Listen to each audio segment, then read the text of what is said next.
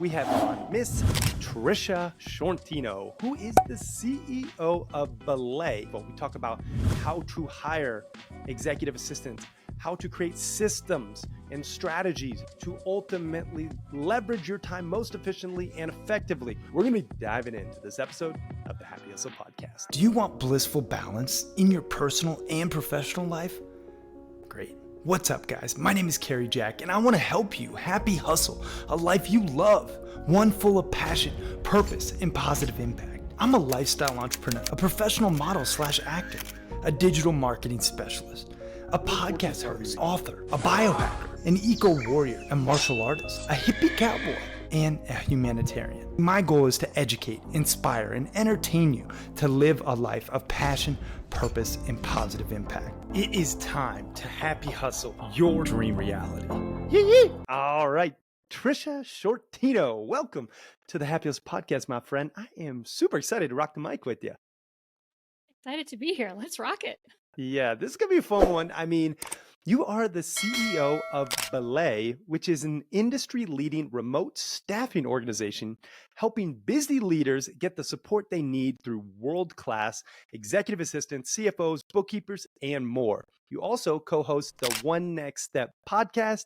You're the author of Rise Up and Lead Well, How to Leverage an Assistant That Will Change Your Life and Maximize Your Time. You're a mother, you're a wife, you're a happy hustler. And I'm excited to dive in to how we can actually buy back our time and really just leverage others to scale our impact, right? At the core, that's the message.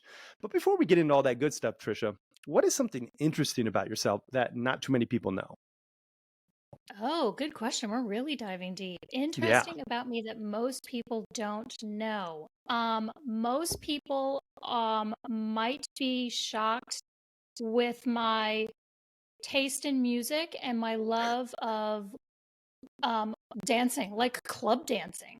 Like at my age, I feel like maybe I should have outgrown this by now, but I love some good old fashioned hip hop. I love some 90s, Tupac, Biggie Smalls. I love to jam it in the mornings. I love to Nice. get my dance on, like good old hype music from the 90s. Like most people would not maybe expect that from me. Yeah, that's a curveball. Definitely, definitely interesting. And I'm sure your daughters, 17 and 20 years old, probably laugh when you are out there jamming and rocking in the club. But I gotta now get a little vulnerable myself. I personally am a big fan of Alanis Morissette. I know, ironic, pun intended, but people think that's a little weird too. But hey, we like what we like in music, right? Yeah, music is like it could be the soundtrack of your life, and Yeah, that's what I feel about music is like, it can set the tone, it can set the mood, has a lot of impact. I yeah, love great music. So I'm yeah. like a big concert goer. Anybody Nice. who's coming into town, my husband and I, we will go raise the roof at some concerts. We love to do the concert tour. All right, let's I do. did Well, not what's see Taylor Swift. I'm the one human being on the planet who maybe did not go to the Taylor Swift concert, but uh yeah, she's kind of crushing it, not gonna lie. But speaking of raising the roof, I do want to raise the roof on this podcast. Questionable segue there, but nonetheless, we are going to talk about your amazing journey from starting off as an executive assistant of Belay to now becoming the CEO, which I think that's just so awesome. First and foremost, how did Belay start? Give us a little backstory. yeah, so the founding story is fun. So the founder, Brian, and myself worked together at a different organization. I was his assistant, and he was a VP of sales at an organization. And we were in two separate office locations. So we were in office, but we weren't in the same office. So the concept of working remotely and different and virtual, it really took shape then. So he kind of really decided that he had known leaders who needed a great assistant like me and what was doing for him, that they didn't need to be in the same office because we were not in the same space, They could be in different states even. And most importantly at the time, they didn't need a full-time person. They were maybe an entrepreneur, they were young, or they were just getting started, and maybe they only needed a couple hours a week or a handful of hours a month. And that was really difficult to find. And so that's how the concept of providing fractional virtual assistant support to entrepreneurs and busy leaders. And actually, in the beginning, we started in ministry and supporting church and pastors. So way back in the day, that's kind of our roots. That's where it was all born from. So, he kind of came to me one day and said, hey, I really want to start this company. I think what we do, we could replicate for others. Don't have to be in the same place. Let's go bring this to the world, and I'm like, I'm in, where you go, I go, let's make this happen. And off we went and started, he was the initial sales guy. He just went out there and was pitching this. But why do they have to sit in the office? But why do they have to be in the next room? We've proven it didn't have to. And it really just grabbed onto people, and people took a chance, and they said they'd try it. We believe you can do this virtually, and it worked. They did. Yeah. We did. Wow. Yeah. I mean, fast forward, you're a 9 times Inc. 5,000 company, right? Which that says a lot. And, fun fact for everyone out there, I'm actually a Belay client myself, and I have had a bookkeeper through Belay, and an amazing executive assistant. Shout out to Jonathan and Rachel. And it was such a seamless process. I just want to kind of toot the horn of Belay, because, when you hire somebody, right, churn is oftentimes your biggest cost as a company, where you hire them and then for whatever reason they don't work out after you just spent all these hours training them and blah, blah, blah, right? And what I like about Belay is you act as this middleman liaison, will you, that really sources the best talent for your specifications. Now, I know you have probably a better way to frame it, but this concept of having this liaison, this middleman, in theory, it sounds like, okay, why do I need a middleman, right? Just, speaking the truth. But then once you have a middleman and you're like, oh, if they actually leave or whatever reason doesn't work out, they find someone else, they know my job specifications, and they have a pool of talent, it's a no-brainer. And it really was like such a great process that, now fast forward, I mean, we have our Happy Hustle Club members, many of them have Belay executive assistants, and it's just been this power, tool, will you, to grow your business without burning out. And our whole thing at the Happy Hustle is, okay, well, how do you avoid burnout and achieve this blissful balance, will you? Something I know you're very well versed in. So let's unpack first and foremost why, I guess, entrepreneurs need executive assistant and specifically a middleman such as Belay. Yeah. I actually love to, let's unpack them in reverse order. So let's talk about the middleman in Belay for a second, right? Like, part of what we recognized really early on was that most people have a good idea, or when you get to the place where you recognize, like, okay, I need help. I could have somebody come on here 5 hours a week or 10 hours a week, and they can help me with some emails and book some things I probably shouldn't be wasting my time doing. And that a lot of people could get to that recognized point, and they could get there. It would be really hard to find somebody who could work fractionally. And then if you did find somebody and you filtered all the resumes and you went through all the interviews and you posted ads, that whole process, you went through all of that, it would take weeks, if not months, to find a person. And then you get started, and then you have to train this person. And then, to your point, if it doesn't work out, that's a whole nother situation. So we said, well, we can step in and solve so many problems, because we will source the talent, we will vet them, we will pre-interview everybody, we will make sure they are top quality, meet our standard, which we believe is the white glove standard. So that's already taken care of. We'll sort resumes and do all the we are your outsourced HR hiring manager, if you will, at that point. Then once we find that person for you, we won't leave you and hope it works out. We will Yeah. stay with you and we will coach you along the way and say, here's best practices on what it means to use a virtual assistant. Here's what we recommend. Here's some Mm, tools. We recommend weekly one-on-ones. We recommend filling out this preferences document. We recommend, like, we will guide you through onboarding so that you feel like you have successful integration and mm, stay with you through training. You mm. know, those first 60 days, 90 days you bring any employee on are like, that's really where the rubber's meeting the road. And like, is this going to be successful or not? And I think what most people don't realize is the success of the relationship is 50% reliant on you as the person hiring the assistant.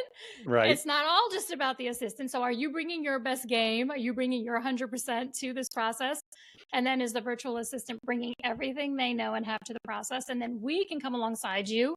We can see that, coach both sides, make sure both parties are showing up 100%, giving all they've got so that you have success on the other side of that. And then to your point, life happens. Mm. Maybe something goes wrong. Maybe it doesn't work out. Maybe that person leaves. We, again, are still your hiring manager. So we swoop right in. We already have a pre-vetted bench. We already know you so well by now that finding you the next virtual assistant is even easier than it was to find the first one. And we can seamlessly integrate that person back into the business. So we take away the pain and suffering of hiring, training, onboarding, and replacing people for our clients. Yeah. I mean, you really do. The pain and suffering of hiring cannot be understated. It really is a pain. And uh, not having A players is costing every company. You have to realize, and I have over the years, when you hire B and C and D players, they actually bring down your A players. And it's a cancer on the team. And if you want to, increase your income and your impact as a happy hustler without burning out, like, you need to have support and you need to make sure they're top vetted talent. And even I can think of my brother. He's like, he also worked with Belay and still is, and he's like, this assistant could not be a better person. They're Mm. actually local, even though they don't work in the same office. She's overqualified for the position, works like, over the necessary time to get the job done. Very like entrepreneurial, which I think is Mm. a key characteristic. You want someone who owns their role, but like not just their role, thinks outside the box, will you, for lack of a better term, and actually takes initiative, right?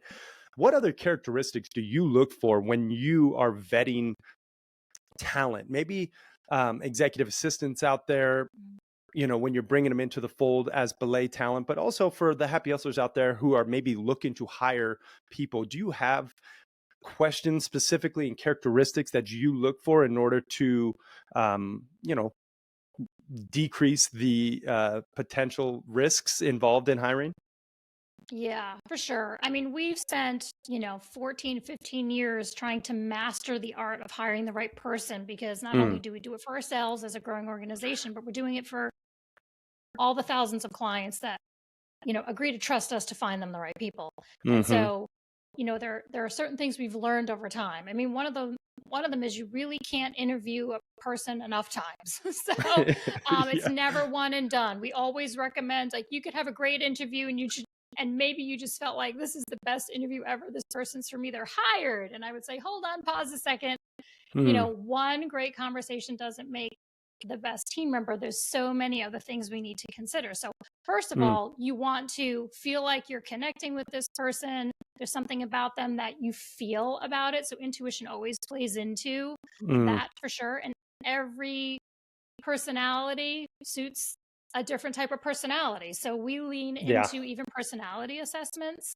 We've used a few different ones over the years. We use predictive index, we've used DISC, we've used enneagrams and all those assessments to really evaluate, like, what are the character and competencies of people, how will people show up at work, what are their communication styles, really matching that with people, because we've learned, like, what will work with some people and what won't, and also what some people want from a team member versus what some don't. So we Mm, do have some clients just want their assistants to be more like available to take orders. Like delegate tasks. I just need you available. I'm going to delegate tasks as I see fit and just be around and ready to take care of my tasks. And that's one type of personality. Then there's the one you were kind of talking about with your brother, who's like, no, I want them to be proactive. I want them to come in here and see. I want them to decipher. I want them to have competencies to critically think, make decisions on their own. That's a completely different type of personality. So we make sure when we're kind of bringing our assistants on board that we have a variety of different types of competencies, personalities, and abilities to fit every business leader or entrepreneur's needs based on what they're looking for. But with all that, I think there's always underlying must-have. So we have a core value of ours that is exceptional. And we believe that we want to be the best staffing company and have the best talent in the world. And in order to do that, we must keep a very exceptional standard of what it means to get to work here. I view it as a privilege, and so we have very high standards and thresholds of what it means to be able to join the team. I mean, currently we hire about 3 to 5% of the people who apply to be virtual assistants. So it's very difficult to get in here, and there's a lot of hoops to jump through. And we feel it a great honor and a benefit that people want to join us at Belay and want to work here, and that we get to share that with our amazing clients on the other side of all that. Wow, that's interesting. 3 to 5% of all the applicants get hired. So you really are vetting people extensively, as mentioned, but making sure that they are exceptional. And I really appreciate that point of doing multiple interviews, because that really, I made the mistake where you just, hire right out the gates. It felt, like a great conversation. I should just go for it. And then you do all this onboarding, and then they either ghost you or they just not the best fit. Frustrating. Yeah, very. And so you use also personality tests, like you said, predictive index, DISC, Enneagram. I think those are very beneficial to know who the person is. And also, having the client do almost like a personality test. I think that that's important too, so you can make sure the match is a great one. Where do people really go wrong with executive assistants? Let's just say they do make a hire and they're very excited to quote unquote buy back their time. Where do you see like the biggest mistakes being made by entrepreneurs? Yes. Oh gosh, yes. The biggest mistakes we see, there's a couple. I would say the first one that comes to mind is they're not prepared, ready, or able to invest in proper onboarding and training.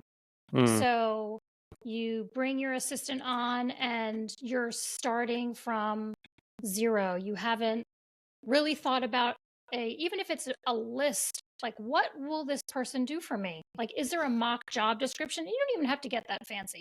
Even if you just wrote down the 10 things you want them to take over for you in a day. We see people come unprepared. They don't know where they want to start. They're not sure if they'll do email or calendar or travel. And we help guide people through that, but we feel like the people who have thought clearly about what this person will actually help them do before they actually get started are most successful in getting started, because then you can start having conversations around, okay, what does that mean specifically? How does that roll out tactically? So I think being thoughtful and prepared to get started is the first thing. The second thing I would say is communication. When you are working with somebody remotely, and we've all kind of learned this lesson over the last few years, it is not the same as when you're working in person. And it takes an extra level of communication to really be engaged, remain connected, get your point across. We can't always rely on a Slack or a text. Like sometimes verbally things have to be expressed, whether that's a Zoom or a phone call. And so I think I see people not invest in being good communicators. And then it creates gaps, and then people have to fill gaps with assumptions. And 50% of the time, those assumptions are not going to be right, and maybe 50% are right. So it leaves a lot of up for guessing. And so I really believe in like clear communication is kind, and you want to help others succeed. You are so clear what it is you need them to do. Like there's no guesswork in anything. That will help breed amazing success. Yeah, great points. I mean, not being prepared to invest in the onboarding and training being a huge downfall. I know that has been some of mine. Like, I'll be honest, going through the journey, you bring on someone and you just don't give them the tools they need to be successful. It's a downfall in leadership. And then, too, you mentioned the lack of communication, especially with virtual assistants and just virtual employees in general. You need to over communicate and be extremely clear on what your objectives are. And also, I think taking it a step further, having KPIs, like key performance indicators, so the person who you are instructing, your team member, knows what they should be responsible for. And it's, a cut and dry black or white thing. Did they hit it or not? Let's get a little more granular. I want to stay here for a beat. Walk us through your cadence with your executive assistant. Like, what does that look like? Are you meeting once a day? Are you meeting once a week? Do you have them kind of in your inbox? What, are they texting you? Do you have a Slack channel? Just get us pull back the curtain, Tricia. Give us the Yes. nitty-gritty details. Yeah, happy to. My executive assistant and I, we meet first thing Monday morning. She's Okay. the first meeting of the week I have. She's my 9 a.m. on a Monday because we are setting up our whole week. So typically that Monday morning meeting is 30 minutes. Okay. She has come prepared with an agenda. I may have a couple things that I've written down that I want to delegate to her or talk to her about. But she prepares the agenda and she comes ready to roll. She's looked at my calendar. She knows what it says. She knows what I'm holding. There may be things she has to ask me. So we have that 30-minute meeting every Monday morning at 9 a.m. and we run through the week, what's upcoming, and we do a quick review of the week past. So she will kind of recite, okay, all these things were accomplished. This one I got stuck on, I need more help. So we will review the past a little bit and speak about the future. We'll talk about short-term future, meaning like what has to happen this week. And then we have a section of our time blocked off for like the future. We will talk like 60 days out, 60 or 90 days out. So for example, we were meeting today about fall initiatives that are happening inside the organization, and it's summer. So, she's helping me get prepared way ahead of time. She actually helps me keep my eyes in the future and pulls me out of the day-to-day, which is where I need to be as the CEO of an organization. So we knock that out in 30 minutes and we're set for the week. She has her marching orders. I feel like if there's anything that was heavy on me or was weighing on me that I could use her help with, I've had the opportunity to delegate to her, and she's added that to kind of her task list. So that's the first thing. As far as everything else for the rest of the week is ad hoc. We are big slackers over here. We love to slack. So we slack, every day. The short and quick and dirty, like she's making decisions, things are happening in the background. She is slacking me about things to move the ball down the court as much as possible. I try to make myself very available and responsive to her slacks because number one, I expect the same from her. And number two, if I'm holding her up to make a move, I'm holding myself up because whatever she's doing is for me. So if I want her to expeditiously move things forward for me, then I have to be swift to get her answers. So I do make myself very available for her because that is helping me. So that's an important thing. We do see sometimes where people may not respond to their EA, a day or 2 days gone by. Well, that's 2 days they sat waiting and couldn't take care of that thing that could have been done, and they could have been on to the next thing. So I believe very much in responsiveness and speed when it comes to those things because I'm ready to go on to the next thing and just knock those tasks out. So that's what the rest of our week looks like. We do, as you mentioned, we do have KPIs. She has KPIs. She has very clear goals and initiatives. To get really granular, like tactically, there's a Yeah. percent of my inbox I expect her to handle on my behalf. And that Mm. has increased over time. She's currently at 75% of all of my emails she is handling for me. And there are 25% that I address. I mean, imagine having to do only 25% of the emails that you're currently doing. Like, what a gift that is. Yeah. It's a lot of work just right there. I'm like, if all she did was my email, life would be awesome. Hmm. That's a big one. And that took training and, and it takes time. And we've tried a couple different methods until we found the one that works for us. But that's huge for me. And then she does a lot of meeting coordination, meeting notes, and one of my most favorite things that she does for me is she is my, for lack of a better word, she is my follow-upper.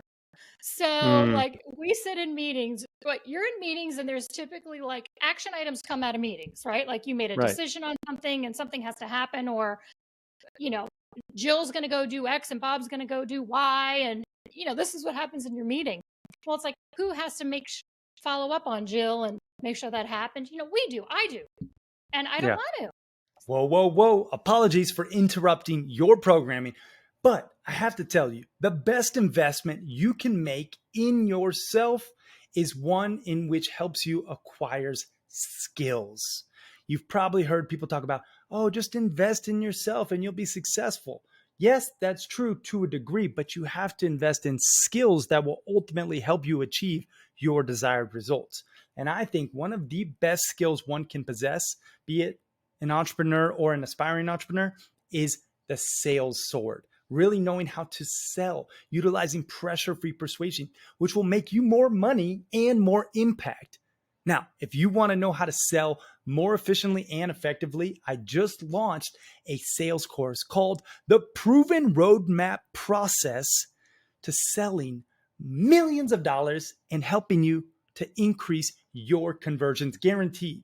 And you can get access to this new sales course that the Happy Hustle is launching at thehappyhustle.com/sales. And if you act fast, you'll get it at the lowest price it'll ever be available, because we are launching it and we want to gain amazing testimonials and social proof to further share this knowledge. So if you act fast, you can get it at the lowest price it'll ever be. That's at thehappyhustle.com/sales. Now let's get back to this episode. Yeah. So that's her job now. So she's kind of owned the responsibility of going back to the team and saying, hey, in that meeting, you were actioned with doing X. Can you give me an update? I'm going to pass it along to Tricia. So the team Mm. knows that she will be following up on my behalf, and then she filters up those answers or responses, or sometimes it's just like it's done. And I'm like, yes, I didn't even have to ask if it was done because she's my follow-upper. So that's Mm. fantastic. Yeah. And then she does all the other things like travel arrangements and car rentals and air flights. And she helps me with presentation notes and building presentation decks and so many things. I mean, the list of things, I could go on and on and on, but those are like the core things that in the day to day, she doesn't really make a difference at chipping away at me having time to lead instead of having my head down in an email inbox. Yeah. I mean, these are some very powerful tactics that I want to echo for all the happy hustlers out there.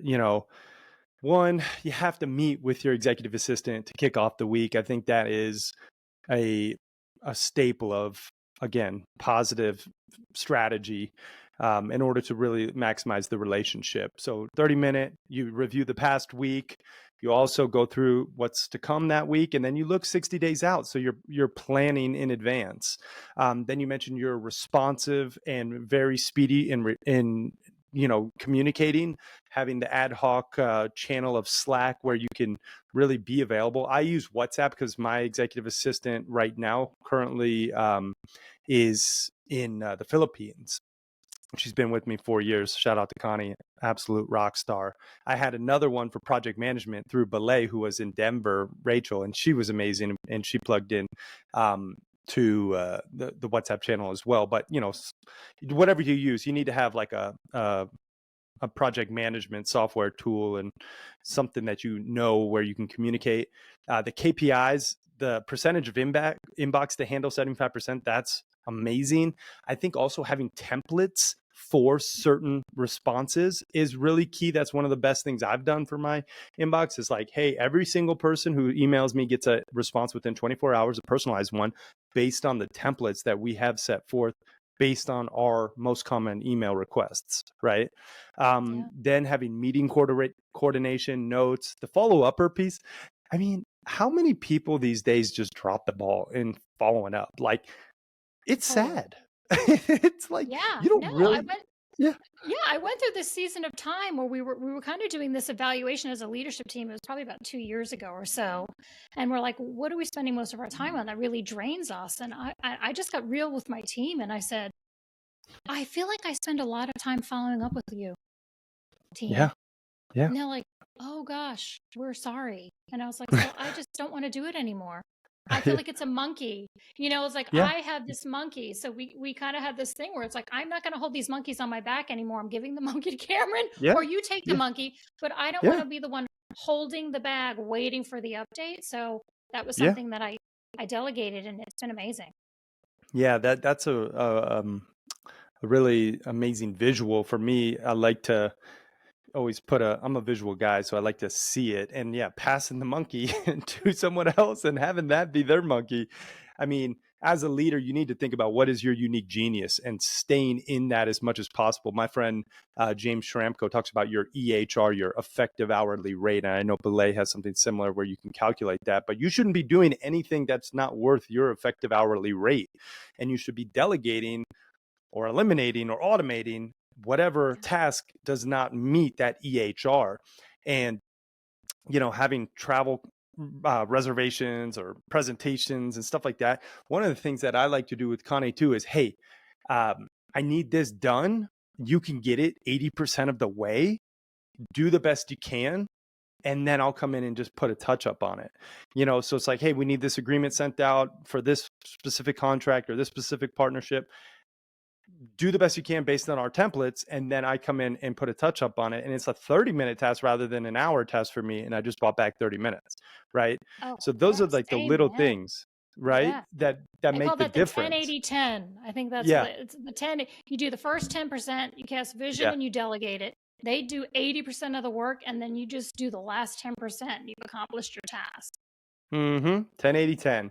It's genius. And I know everyone out there right now probably listening who doesn't have an executive assistant are like, okay, enough is enough. I need help. Tricia's got it figured out, and Belay really can make a massive difference.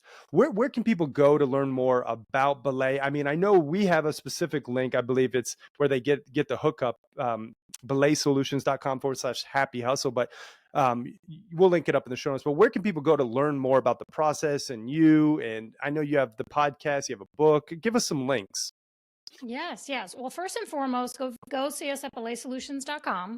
Go to our main website, go to our virtual assistant page. It kind of talks a little bit about how we do what we do, why we do it, and whether or not we're a fit for you. And it actually goes through and will give you ideas on what an assistant could do for you. Aside from the things we've talked about today, but like maybe nothing we talked about resonates with you. There's so many things. The variety of tasks a virtual assistant can do are so wide. So there's so many options and opportunities. So I would say first go visit our website.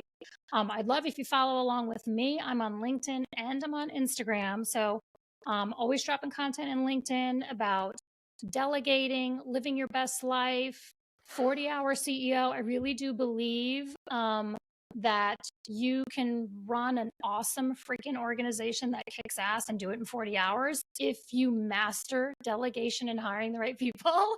So Amen. go check me out on LinkedIn. Let's talk Yeah. about it. And I'm also on Instagram as well. My handle is Tricia M.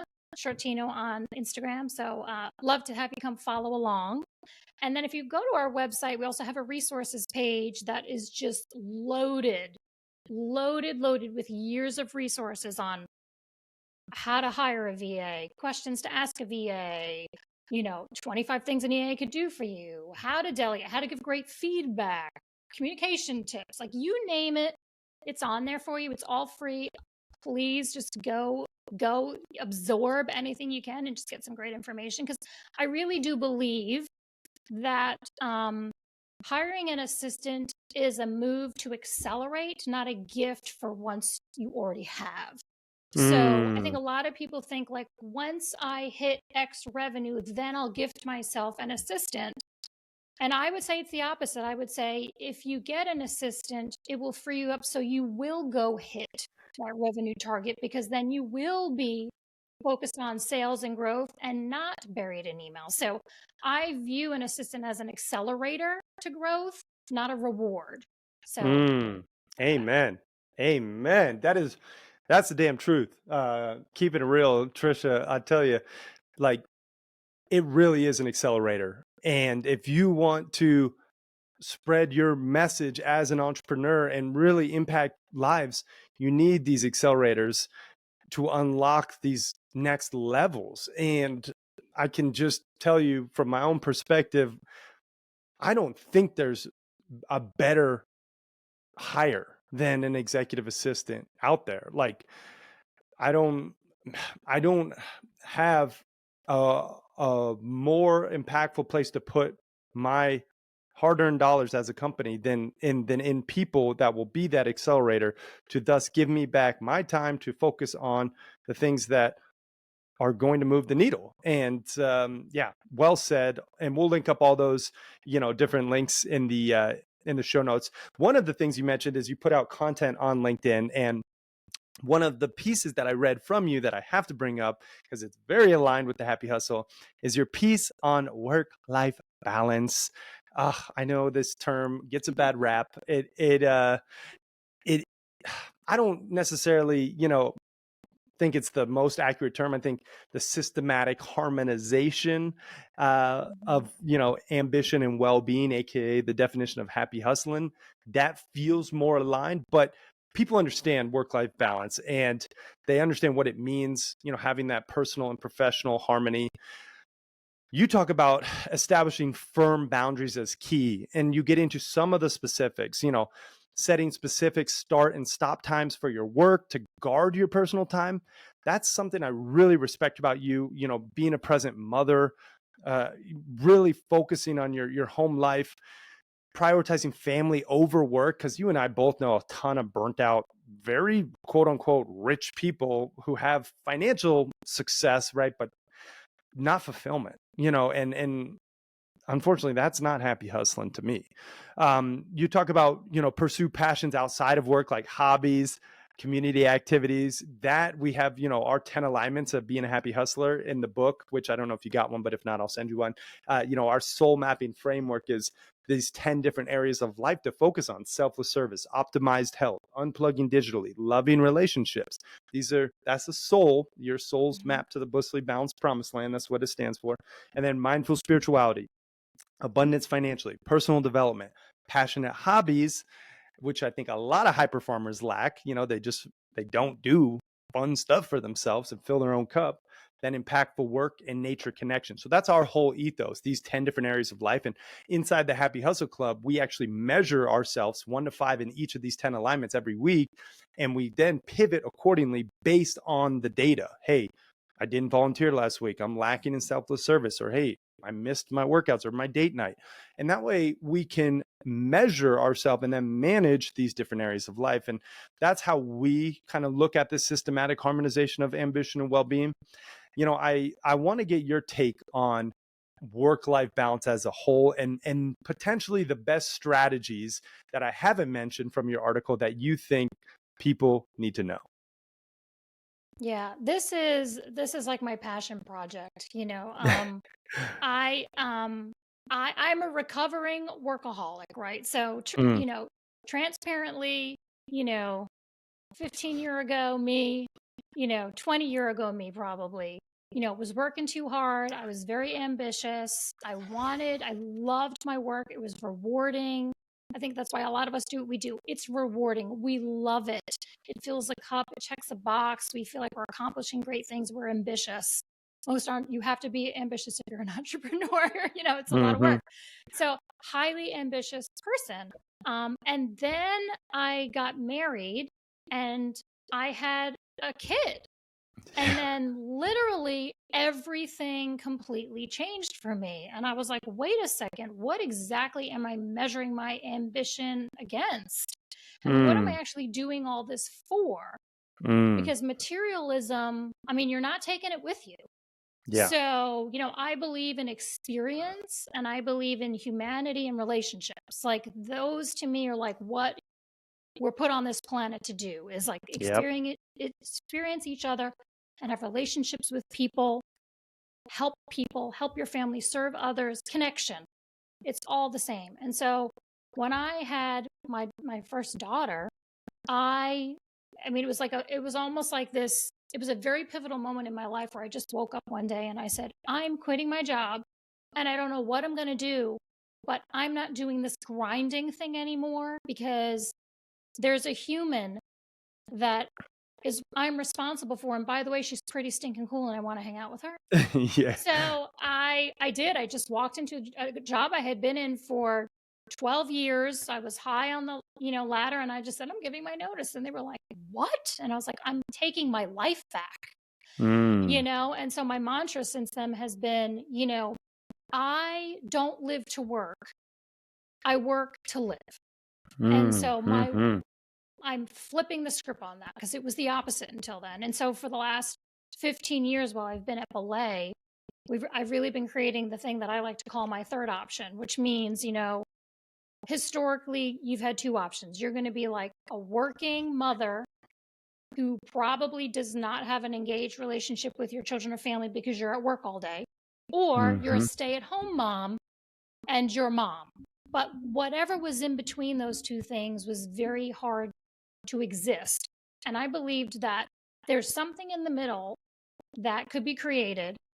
And that was what I was hunting for. And so through all this, I found like, oh, this virtual work option allows me to be present, at least at home, while my children are around so I can be available. Oh, if it's highly flexible, then I can go to a luncheon at elementary school, teacher luncheon, and see my kid in the middle of the afternoon if it's also flexible. So I started creating over time what it would be my ideal work life and my ideal life, my total integrated life, and say, if I was going to put my work and my life all in these 24 hours, like what time am I spending where, and does everybody get equal distribution, and does it at the end of the day fulfill me?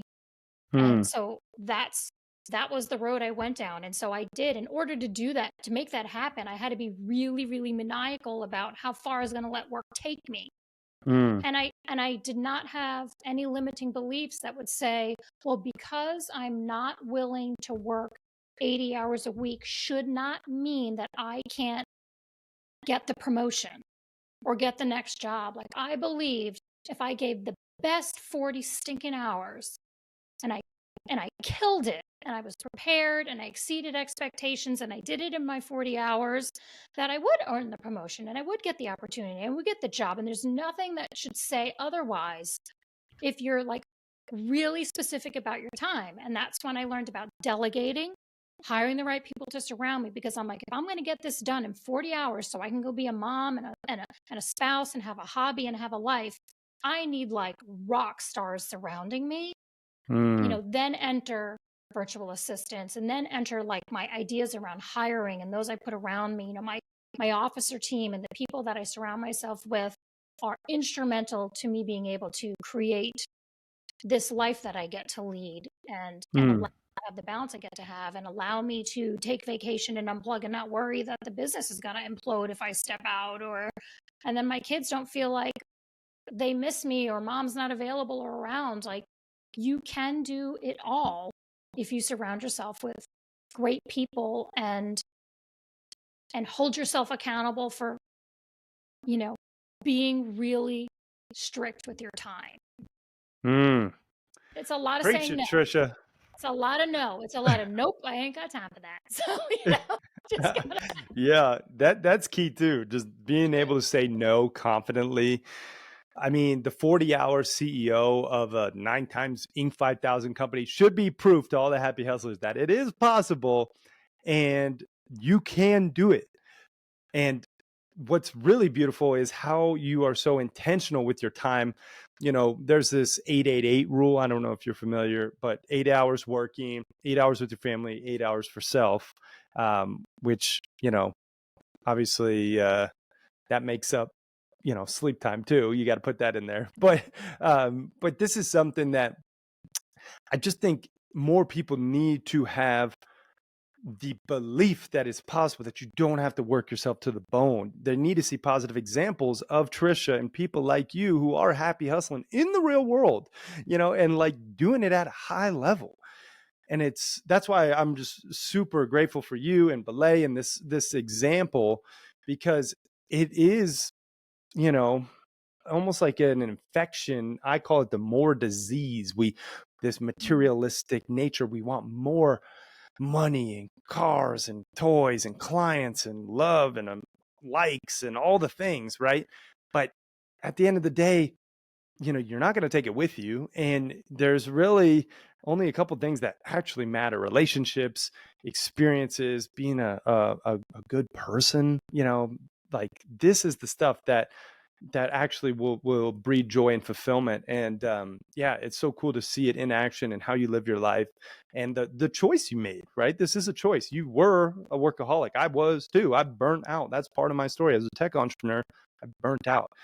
And the whole goal of the Happy Hustle is to help people avoid that burnout, learning from people like Tricia and myself to not do it and figure out a better way.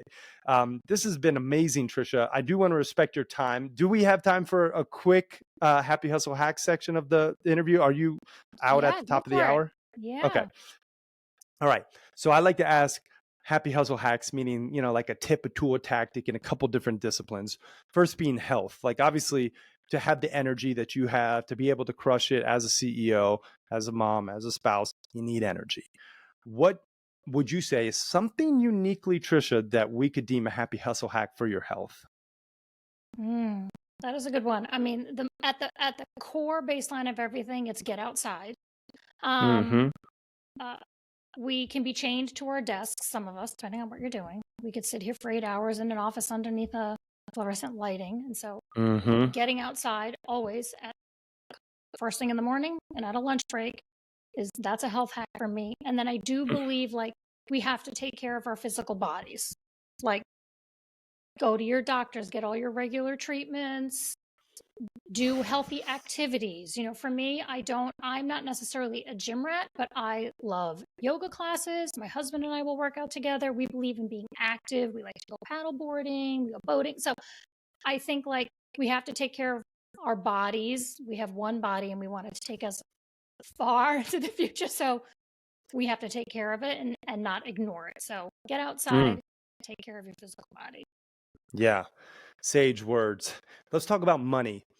Money is a tool, right? It's a frequency. It makes you more who you are, in my belief. But we need it in order to be a happy hustler. It's a part of life. And I'm wondering, for you, do you have any specific maybe tips, tools, or tactics around investing or saving or spending or making more money, if we are going to use the term more, for the happy hustlers out there? Something a little uniquely Tricia that we could deem a happy hustle hack for your money?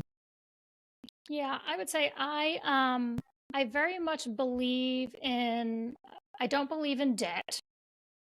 I'm kind of like I wouldn't say I'm all the way to a Dave Ramsey follower on, as far as my financial freedom, but I believe that I save and I earn the things I get to buy or spend money on. So Mm, I will work towards something. So if there's something I want to do, even if it's a trip or a vacation or experience, I believe I should save for that to happen. And I started this very early on when I was young. I didn't wind up in crazy credit card debt or anything. I was like, no, I'm going to earn the money I need, and then I'm going to reward myself with that money to go get the thing I want.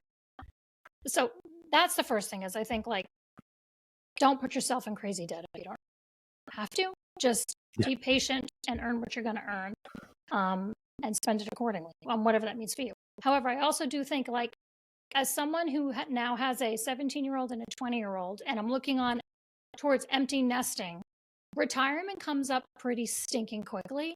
And Mm, even though you might have a 9-month-old baby at home, yeah. I would say start preparing and thinking about retirement in your future. Like, invest in the 401k, open the Roth IRA, start Mm, putting money aside early. If it's $50, a week or whatever that is, because you will blink and you will look up and you will be staring at the face of like the second season of your life. And you're going to want to have, which I view and what you said is like, money is freedom to me. And so hmm I want to have freedom. And in order to have the freedoms I want, I'm going to have the money I need to give me those freedoms. So freedom equals money, and always start saving way earlier than you think, is what I would say Yeah. about that. So I would say those are my financial tips. Yeah, I mean, it is key. One of the tools I like to use, I'm not affiliated, they're not a sponsor or nothing, but Acorns is a way to automate your savings, and they just pull from your account every month. I just set it up every month, the reoccurring, and then you set your risk level in terms of investments. So you could do, moderate to low to high risk, and then that essentially gets invested into the S&P 500, and you'll make a modest whatever 5 to 8% on your money, but you don't have to think about it every month. It's just you set it once, you forget it. So I Will Teach You to Be Rich is a great book as well, by Ramit Sethi, for everyone out there who hasn't automated these things. He has a whole playbook on it. Anyway, great tips. Love that. Let's talk about spirituality. I think having connection to a higher power is, again, another piece to the puzzle of joy and fulfillment and being a happy hustler. I don't care one religion or another. I just think it's important to have some type of faith and some type of practice. What is a happy hustle hack for spirituality for you? Anything uniquely, Tricia, that you do to connect to a higher power? Yeah, I would say, Belay we are a Christian organization. We were founded on godly principles. We actually have a mission statement that tells us that we glorify God. And whether you believe in Christianity or God or whatever that is, to your point, I think that by waking up every morning and honoring something that is above yourself and knowing that there's purpose to what you're doing beyond what feels like the small thing that you're going to accomplish that day is meaningful. I think believing in something that is bigger than you, that helps drive purpose and meaning into your life, is so important, just to ground us as humans and individuals, honestly. And sometimes that's just, standing at the edge of the big wide ocean and realizing there's just a great big world out there and I'm just this small little person. But I Mm, believe there are things that are bigger than us. And if we could remember those things daily, um, even if it's just writing down, 3 things I'm grateful for today. Sometimes it's like, I'm grateful for my cup of tea and my yeah, coffee and that the sun is shining. yeah, Go about your day. But I believe yeah, setting intention in the morning can uplift your entire day. yeah. Well said. Having that intention, that gratitude practice. We talk about the attitude of gratitude. I journal, 5 to 10 things every day of that I'm grateful for, and it just is. It's a way of life, just being grateful. I feel called to ask you about relationships because I know we have a bunch of, high performing entrepreneurs out there listening, and relationships sometimes get sacrificed while growing your business, right? Um, but you've been able to maintain marriage, which in this day and age is tough. We have what, over 50% divorce rate. Uh, what would you say is a happy hustle hack for your relationship that you do with your spouse? Anything kind of uniquely, Tricia, here that you could share in the relationship arena? Yeah, I mean, I would say my husband and I do a great job at having date nights. Always. Hmm. We at least one night a week, like weekly, forever, we'll go out to dinner just the two of us, or watch a movie just the two of us, or we're very intentional, regardless of what's happening with the kids and the family and everything else around us. We have always made time for that, because I do believe, your kids will grow and they will move on, and you will be sitting there at the end of the day with you and your spouse going, do we even know each other? Like, do we like each other? What are we going to do now? So, Yeah, like, yeah. my parents did a really great job for me modeling that the marriage, the marriage is important and the kids are part of the marriage. And so I always made time to make sure that the marriage is healthy and it's important. Luckily, my husband and I share a lot of loves that we have shared, hobbies and things that we both like, and so that Mm, makes it easy. So we get to do things together, like I shared earlier. We both love to paddleboard and jet ski and swim and go out on the boat together, and we love to just grab food. So I think, like, just make time, really. yeah. Well said. I mean, it really is. I know it seems cliche, the weekly date nights thing, but it's cliche for a reason because it works and it keeps you close and you need it.